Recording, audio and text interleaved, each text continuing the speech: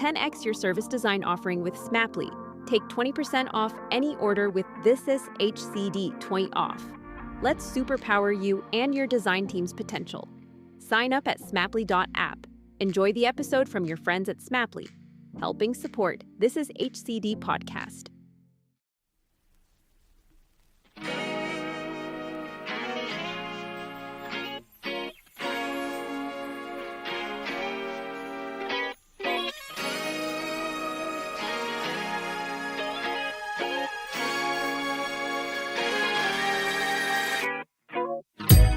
Welcome to the Doing Design podcast on This Is HCD, hosted by all the world's best live design and innovation trainers at thisisdoing.com.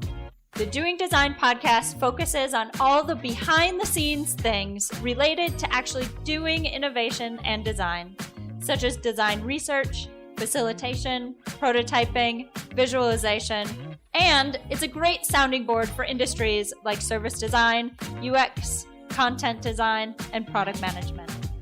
In this episode, you'll hear from myself, Ann Padley, head of faculty at This Is Doing. I'll be joined by Marc Stickdorn, who many of you know already. Marc recently joined us as a trainer at the Doing Design Festival, talking about how to use journey maps as a dashboard for customer and employee experience, or simply put, journey map operations.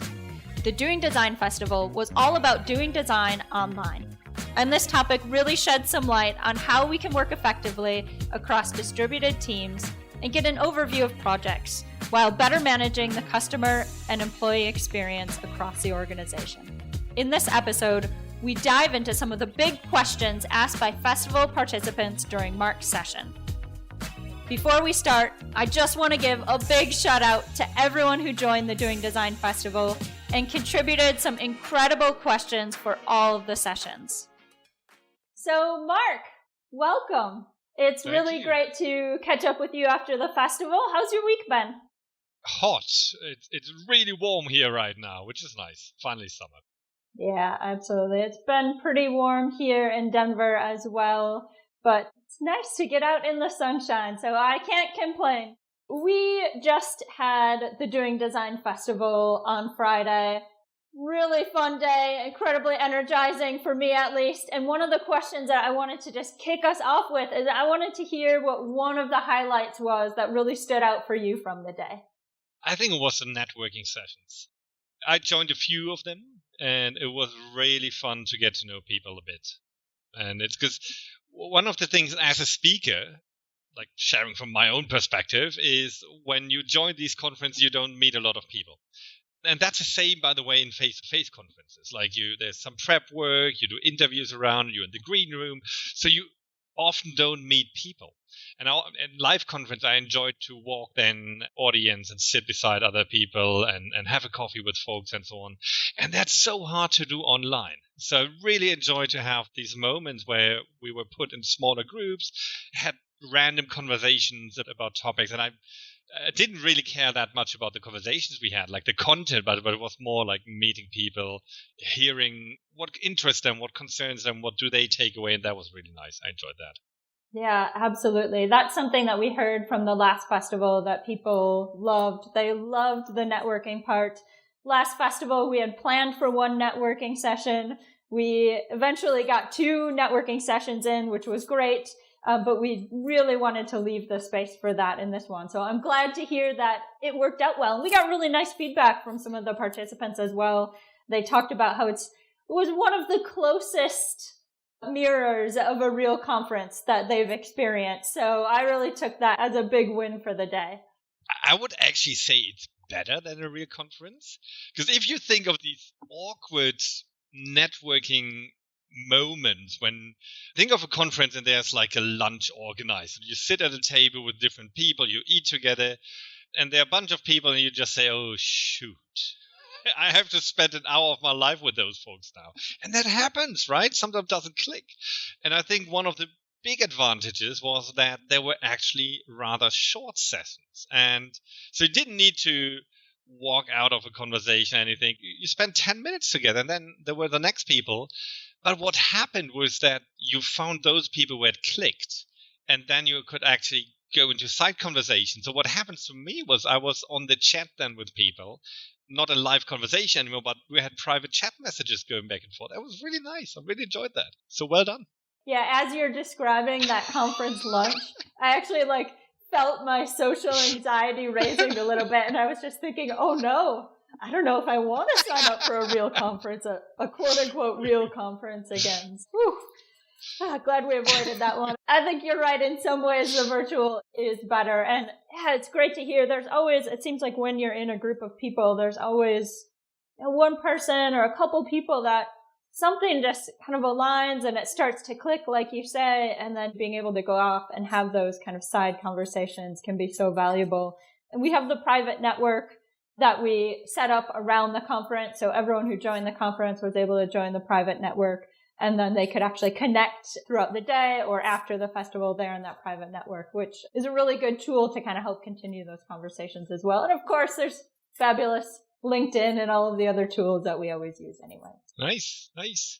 So, Marc, you ran a session on journey map operations at the festival. And as always, your session was a big hit. So nice work. I was looking through the feedback this week, and one of the participants shared that what really stood out for them at the festival was the real practical experiences and the transfer between theory and practice. They said that they want to start immediately, especially with journey map ops.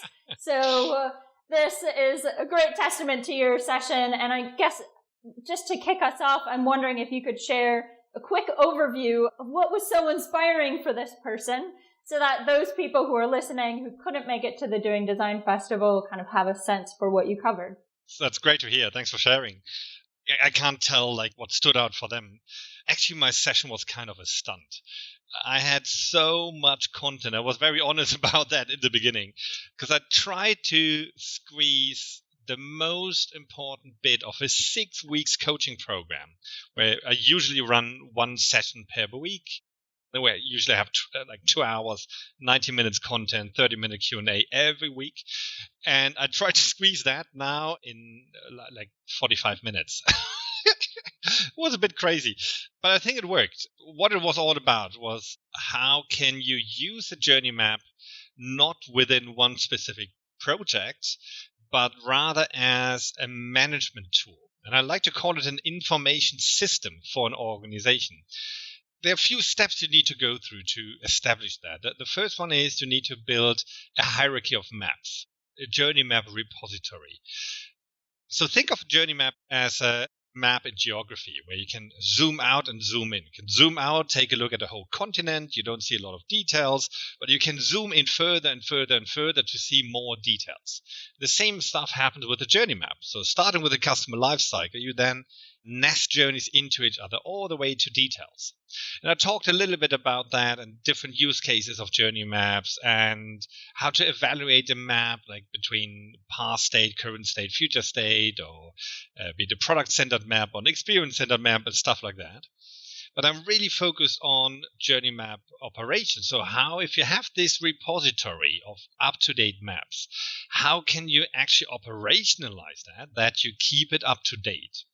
That you fill in, hopefully in real time, data like what are the projects going on, what are the most urgent pain points, what are, for both for customers and employees, what are the KPIs right now, and then not just one KPI, this is the net promoter score for us, but really for every detailed journey you break down, okay, how do we actually measure success here? From a customer's perspective or HR from an employee perspective. So you end up with loads of performance indicators instead of just one key performance indicator. And then it was all about how do we operationalize that? So what are the different roles we need if we want to bring this into an organization? And how can this information system, where it provides the information with how are we performing regarding customer experience or employee experience, what are the pain points, what are the projects, how can this connect with triple track agile development, where you think in sprint? We know there's a move toward research ops, so research as an ongoing activity, design ops, design as an ongoing activity, and DevOps, the same in software development.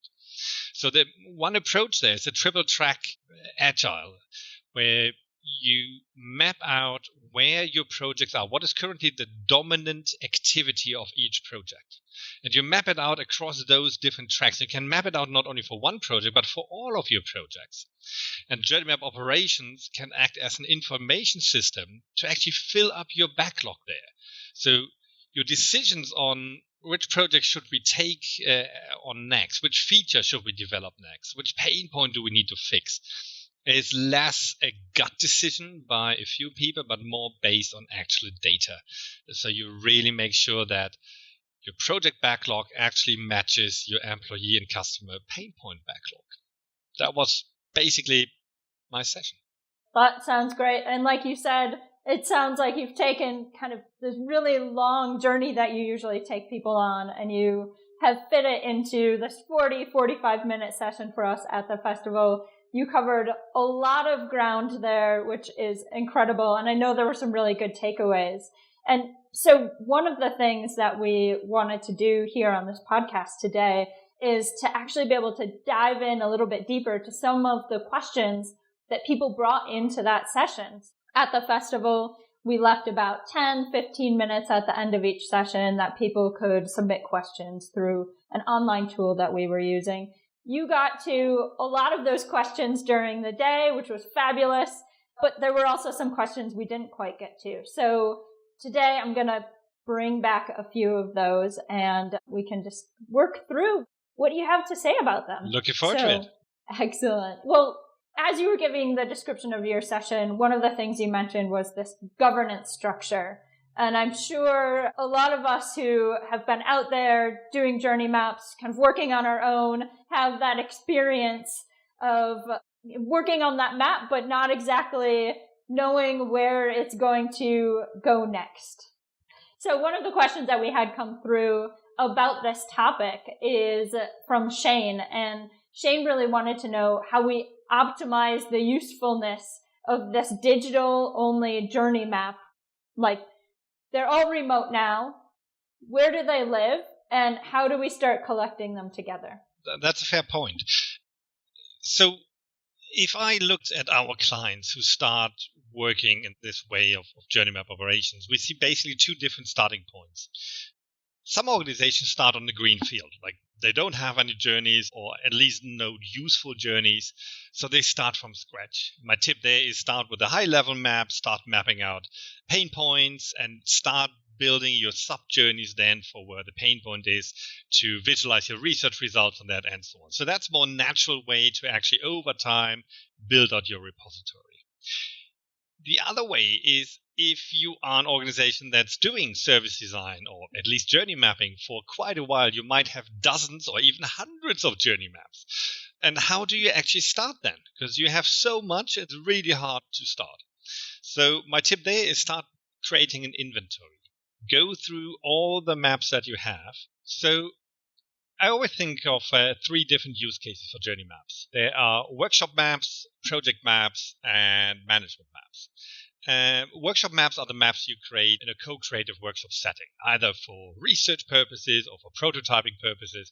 Usually you're not really interested in the map per se, but rather in bits of data that you create, that you gain throughout the workshop. And the conversations people have in front of the map are way more important than the map itself. That's where we use tools like Miro, Mural, Lucid Spark, digital site, or pen and paper, Post-its in physical workshop settings. And usually what you do is you take a photo of the map and that's it. Like, you won't progress that map. The second use case are project maps. And these are the maps you really use in a project within your project team as a boundary object, where you often start with like current state maps, fill them up with research data throughout your research, and then focus on pain points, come up with solutions, spin off different future state maps from that. So that's where you really work intensively with a map as a team. The third use case is what I talked about when I talked about journey map operations. These are the maps you keep up to date over time, where you build your repository. We call these maps management maps. So if you do an inventory of your map, for each map that you go through, ask yourself, there's a workshop map, like is it useful to digitize that, to keep it or not? Is it a project map? Then maybe it is useful to digitize it. Or is it actually useful as a management map? And usually there are just a few management maps. These are project maps you created, let's say, within the last 1 or 2 years, that are still up to date, that you can easily use as a basis for your management maps for your repository. Once you have this inventory, you already reduce the amount of maps. Then the second problem comes into play, that probably you didn't standardize in your organizations how to do journey maps, which means the first problem is different software. Some created them in InDesign or Figma, other any kind of online collaboration tools. Others are in Excel or PowerPoint, and others are in a dedicated journey mapping software like Snaply. So you have loads and loads of different software which is not compatible. And obviously, if you want to create a hierarchy of maps, you need to be able to link them into each other and keep them up to date. So you need to standardize the software you're using. That was the reason why we started with our software 10 years ago. Now, one thing is you need to find which software you want to use. And one thing we're working on is integration. So currently you can upload maps from Excel, from Mural, from Miro. You can even upload photos of your posted maps and bring it into Snaply. So that's one thing, how you can standardize and easily get stuff into the software. So at least you use one software there. The second issue is the content of the maps. Often they very different structured. So I talked about the different zoom levels. If you think of geography, there are defined zoom levels you can switch between. So if you look at your maps, another thing for your inventory, for your list that you should add there is which zoom level is this? And you should define the different zoom levels. So over time, you create consistency in zoom levels in the scale you're using between your different maps. By the way, when I talk about a scale in geography, we talk about like kilometers or miles. A scale in a journey map is time. Like what's the duration of the journey you're looking at? We're looking at several months, at several weeks, at a few days, at a few hours. Or is it just a moment of like a minute you're looking at, a micro interaction?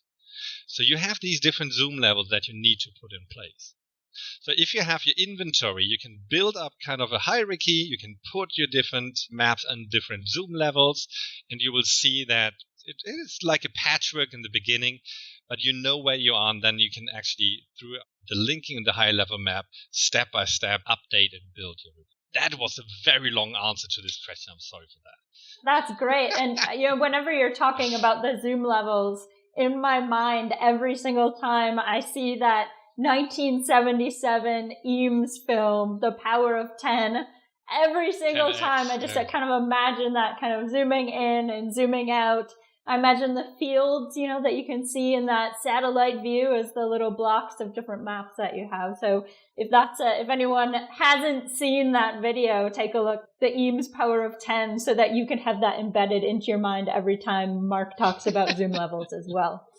Yeah, so one of the things that you mentioned is right at the very beginning, you get started by doing an inventory. And I think that's such a great tip. Mapping out the maps and then kind of labeling them with which of the 3 different types of maps they are, labeling them with a zoom level. I think that's such a great way to get started.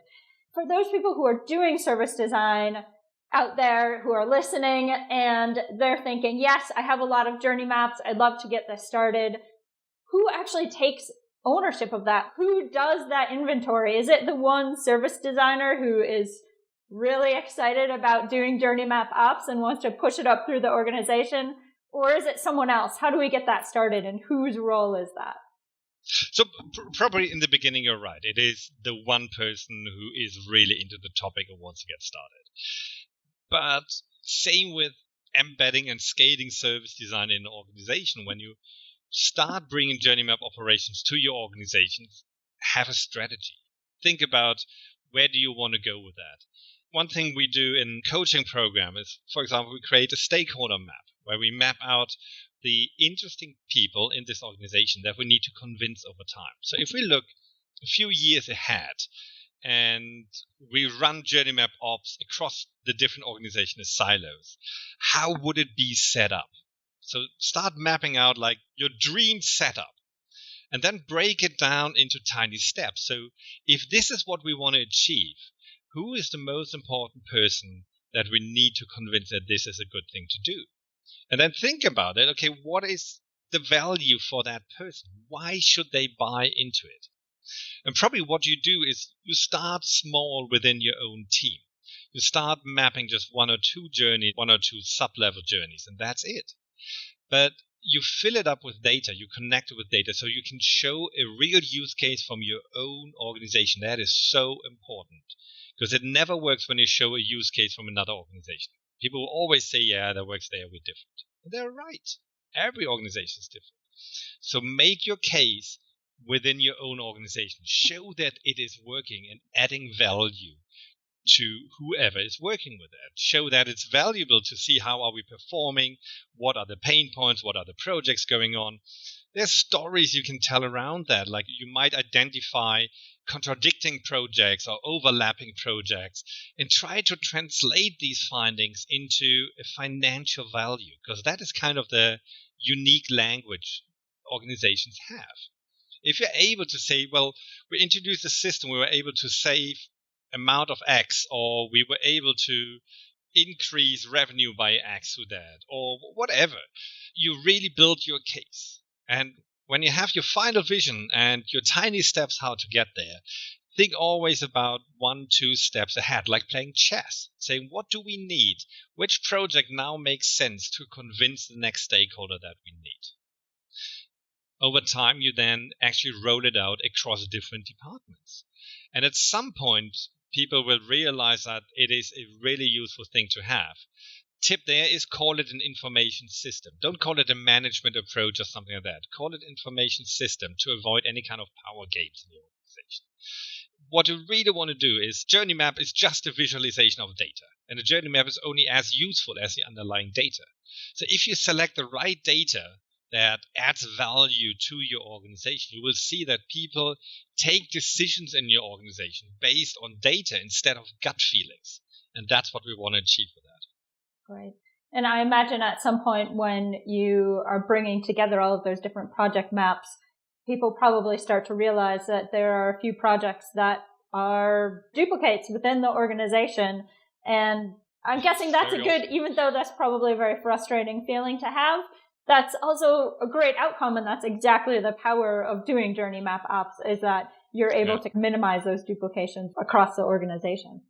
It was one of the things that resonated with a lot of people. I told the story about one of our clients who already after the very first journey map ops, what we call council meeting, where you actually look at it and check for duplications or overlaps of projects and contradictions and so on, they realized in the very first meeting that actually there were two different teams in different departments running basically the same project for over a year. Like I think it was 18 months even, wasting millions. And what they've done afterwards is they actually connected both projects. So suddenly they had more budget, more people working on that, and could achieve a way better result in less time.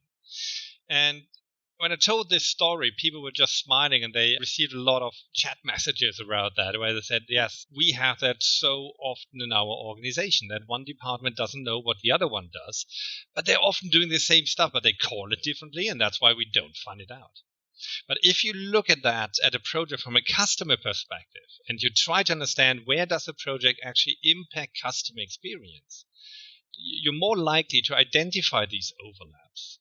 Because from a customer perspective, you might say, well, actually, doesn't it do the same thing? You just call it differently. And suddenly it's on the table and you can talk about that. So when we're talking about journey map ops or journey maps in general, you mentioned tools like Smaply and Miro, and these are all ways that now that we're working distributed, we are able to bring journey maps into the digital space so anyone can access them really at any time that they need to.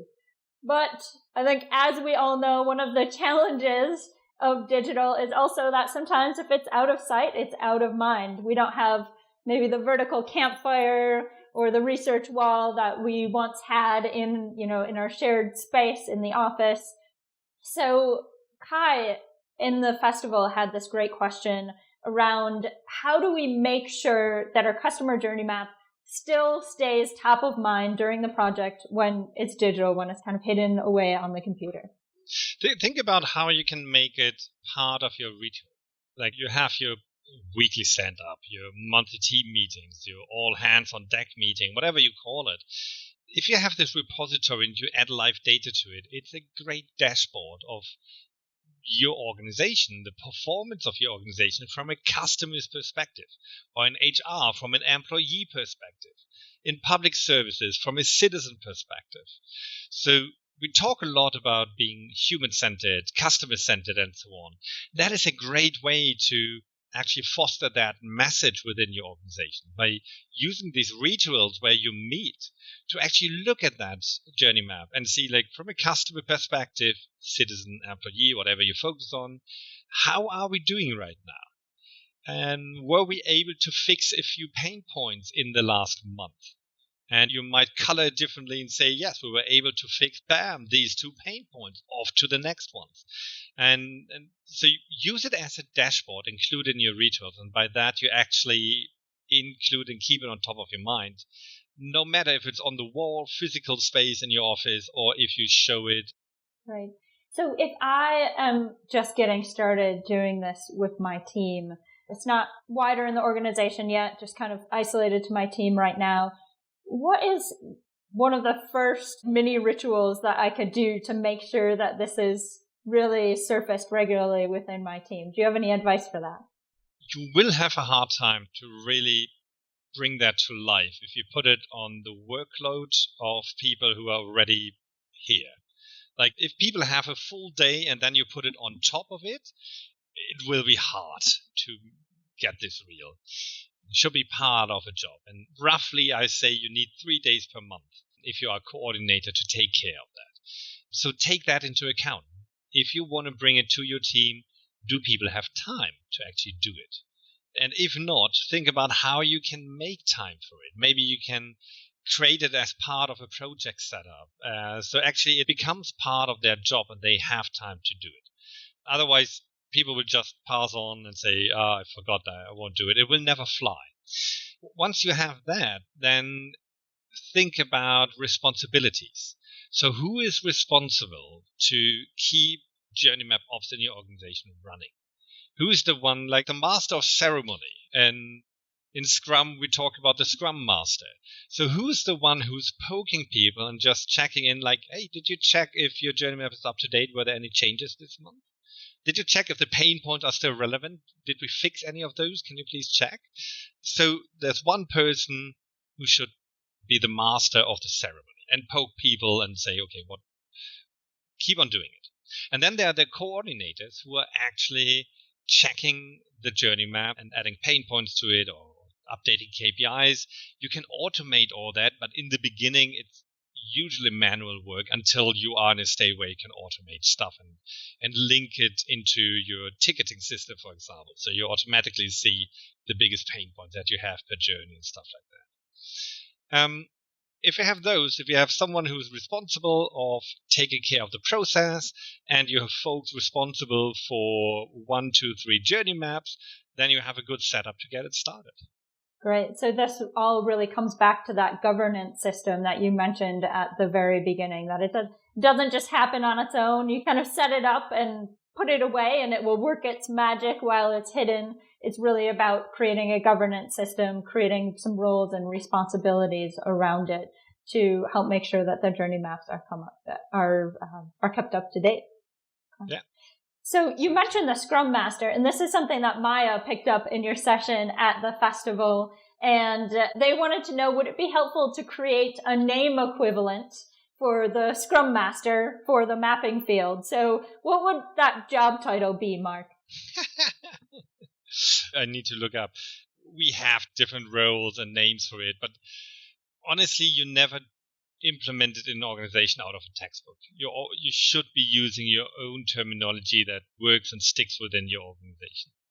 So I like to use terms like coordinator or the journey map manager and the journey map champion and the council meetings, and that's kind of the wordings I use.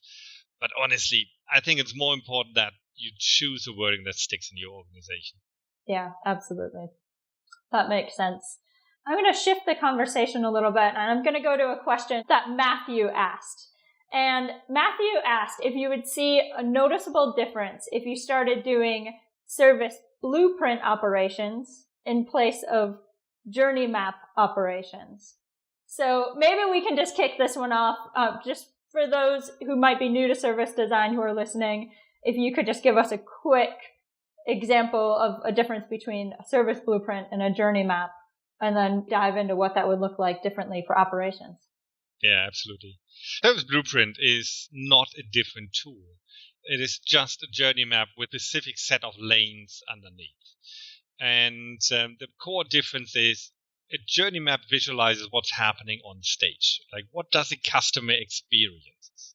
A blueprint on top of that also maps out what is happening backstage. So what are the activities an organization needs to do, be it by people or be it by IT systems, that an organization needs to do to achieve a certain experience mapped out in the customer journey. And that is basically what we do with management maps anyway. They're always a combination of on-stage and backstage. So I would say it doesn't change because we're doing it anyway. However, the focus should always be on the customer journey. And that is one of the problems around service blueprints when you use that in organizations, that a lot of people get very much drawn to the internal process, hang up in the internal process. They tend to forget the customer journey, which should be the leading experience, because they're so much into their day-to-day work of their internal processes. That's what they work with. So giving it too much focus means you might, again, forget the customer and end up in business process modeling instead. And that's what we try to overcome with that, actually, because we want to put the customer or the citizen or the employee in the focus of this system. And that's why a strong leading experience by a customer is absolutely important. Instead of having too many lanes with, like, what are the different actors and what are they doing, and even flowcharts underneath, I would rather then refer to any kind of flowchart software that you use and say, look, we're triggering this experience from a customer, triggers a certain internal process, and here's a link to the process documentation if you're interested in that. The process duration is X amount of minutes or days or whatever. And then you have another step where you say, well, now the internal process actually triggers a certain customer experience. That's often when the customer receives a message that something is done, or that, I don't know, whatever you work on. So you really focus rather on the customer experience instead of internal processes. Right. I think that comes back to the 3 types of maps that you kind of mentioned at the front of this podcast. You mentioned there's the workshop map, the project map, and the management map. So it's really about hitting that management map and making sure that you're framing that in the right way, that it's going to work for journey map ops. And that gets us a little bit closer to this question around service blueprint as well. Correct. Although you can do a service blueprint, you also have the 3 different use cases, right? You can use a co-creative workshop as a research method for your internal team. You can do service blueprint. In a project, you can do service blueprint. Management maps are often anyway a combination there. And that's where I would say, maybe don't create a blueprint, because then you're basically just recreating flowcharts that probably you have thousands of in your organizations already. Yeah, absolutely. It all sounds a bit complex, but you mentioned some tools that can help manage this. What is the number one tool for kind of helping manage these different Zoom levels and making sure that you're actually managing these journey maps across the organization? So with the tool you're referring to is software?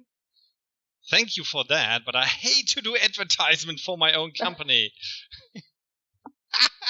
A little biased on this one, maybe. But of course, I recommend our own software, which is Smaply. And that's the reason why we started building Smaply 10 years ago. I'm coming from doing project work, right? And if I think back 10 years ago, I saw this strong pattern in organizations, how they actually do journey mapping.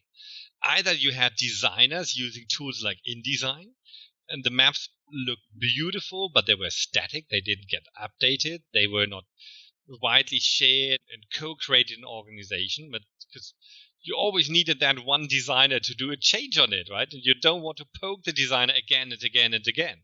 So they were rather static. And the other pattern was there were organizations using Microsoft Excel and stuff like that. Horribly looking journey maps, but accessible for the whole organization. And that was something we wanted to change. So we said we need a tool that is both accessible, easy to use for many in the organization, but still creating good-looking results within a short time. Nothing was on the market at that time, so we said we built it ourselves, and there we are. Now we're a software company and not an agency. Excellent. So, Marc, you have been a frequent guest on this podcast, and my last question is just, what do you always wish we would ask you and we never actually get to at the end? I was here quite often, and I think people get sick of me already. But I think because we were here in so many conversations, I don't have anything new to tell. And you know everything about me. You even know that I used to be a surf teacher. You have it here. Marc's an open book. I am kind of, yeah. Thank you so much for covering off some of these questions and answers that we had at the Doing Design Festival. We really appreciate you joining the show again. So thank you for being on here, and we will look forward to chatting with you again in the future, hopefully. Looking forward to it. Thank you. All right, excellent. Thanks so much, Marc. So everyone, thanks for joining this episode of the Doing Design podcast on This Is HCD. I'm your host for this episode, Ann Padley, head of faculty at This Is Doing. Recording-only tickets for the Doing Design Festival are still available. So if you're interested in what we talked about in this esign you want to hear Marc's full session and collect his session slides, as well as join the community conversation, head over to doingdesignfestival.com to grab your recording tickets.